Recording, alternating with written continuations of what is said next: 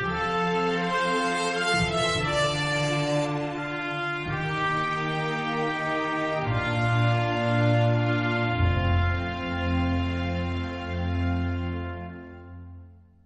Good Dinosaur.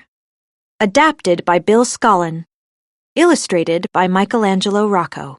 Designed by Tony Farron. Arlo lived on a farm with his family at the base of Clawtooth Mountain. The little dinosaur was eager to help out so he could add his footprint to the family silo, but he was easily frightened of everything. Still, Papa was sure his son would one day earn his mark. But when Papa suddenly passed away, Arlo felt lost. Without Papa's help, how could Arlo ever make his mark?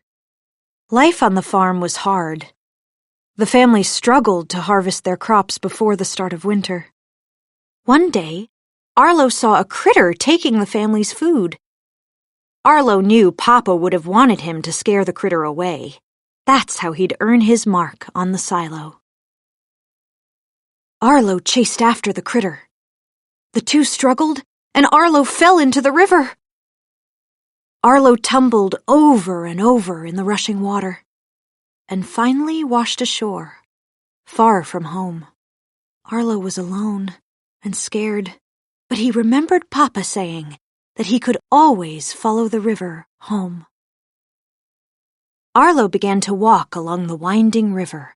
He was tired and hungry. The critter appeared again, and it had brought him fresh berries. They were delicious. The critter and Arlo soon became friends. They had fun together, blowing gophers out of holes, and took care of each other as they tried to find their way home. Arlo named the critter Spot. One night, Arlo ran through a meadow of tall grass. Hundreds of flickering fireflies rose into the sky. Arlo had learned all about fireflies from Papa. He missed Papa a lot. Spot understood how Arlo felt. Spot had lost his family, too. The two friends were glad they had each other. The next day, Arlo and Spot continued on their way. Suddenly, a pack of pterodactyls attacked them. 3 fearsome T-Rexes roared and scared the pterodactyls away. Would they attack Arlo and Spot, too? Luckily, the T-Rexes were friendly. In return, Arlo and Spot helped save their herd of longhorns from raptors. Later, around the campfire, the T-Rexes told Arlo he'd showed real grit. Arlo had been scared, but he was brave. He was proud of himself. Papa would have been proud of him, too. The next day, Arlo saw Clawtooth Mountain. He was almost home. Arlo couldn't wait for his family to meet Spot. But the pterodactyls attacked again. They grabbed Spot and flew away. Arlo tracked them to the river and roared a mighty roar, scaring them away for good. A big storm was brewing, and Spot was soon caught in a flood.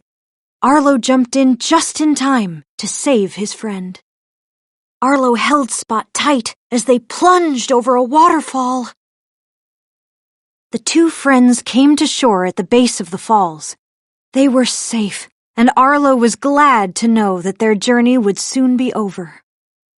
As Arlo and Spot went up and over the mountain pass, a human family came into view.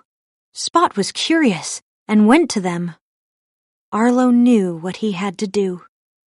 The dinosaur drew a big circle around all the humans. This would be Spot's new family. Arlo was sad to say goodbye to his friend, but he had to let him go. Spot was where he belonged, and that made Arlo happy. Before long, Arlo was where he belonged too, back on the farm with his family. Arlo had found his way home, and he knew he had earned his mark.